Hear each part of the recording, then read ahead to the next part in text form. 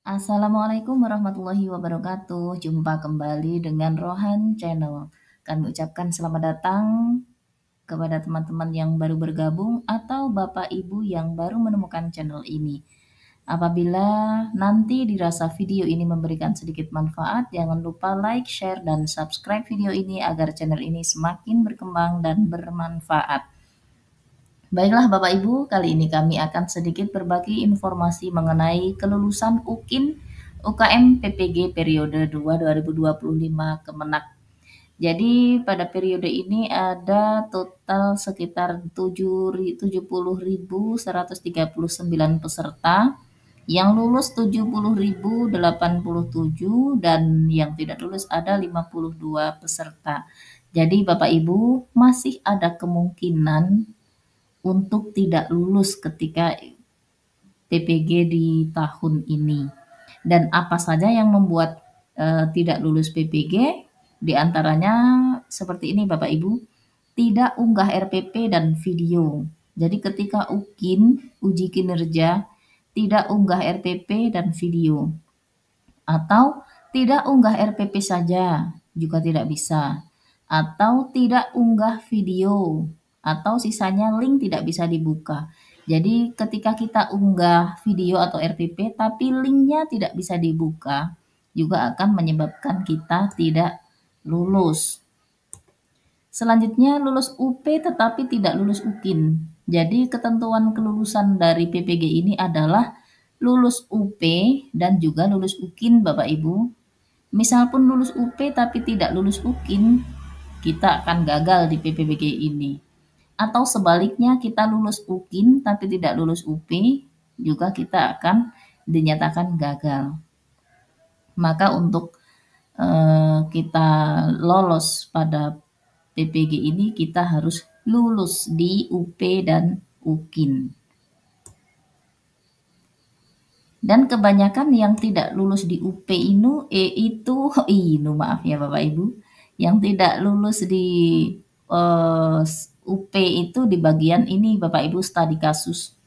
Jadi di video sebelumnya sudah kami sampaikan bahwa di studi kasus itu nanti menjawab 4 pertanyaan dengan 5 masalah. Kita bisa menjawab dengan 5 masalah ini nanti dipilih secara acak dari sistem Bapak Ibu. Jadi kita tidak bisa menyiapkan 1 masalah saja atau 2 masalah saja, tetapi kita harus persiapan 5 masalah.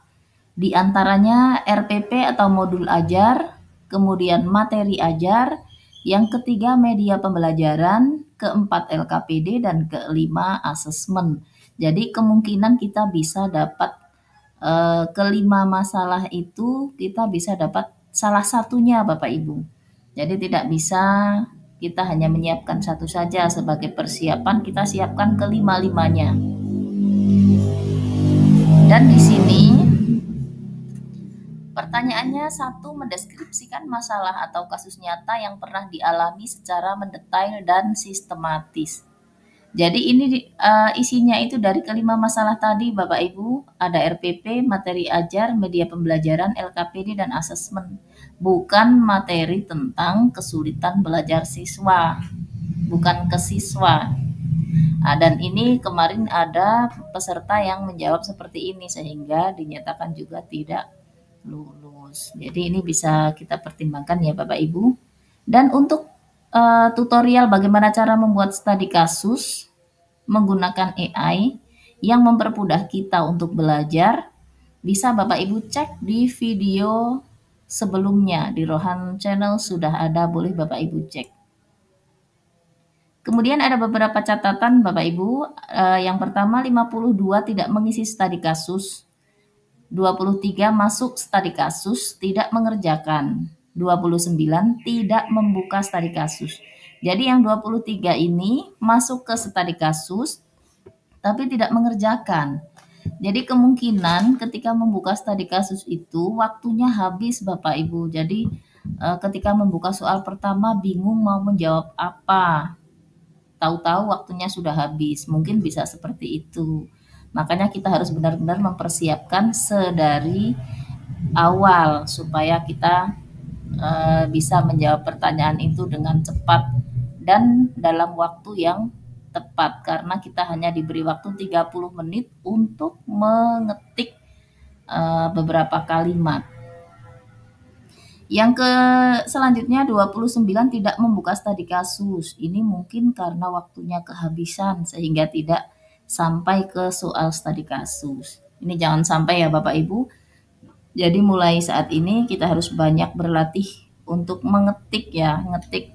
Tapi sebelum berlatih ngetik, kita buat dulu, kita siapkan dulu studi kasusnya.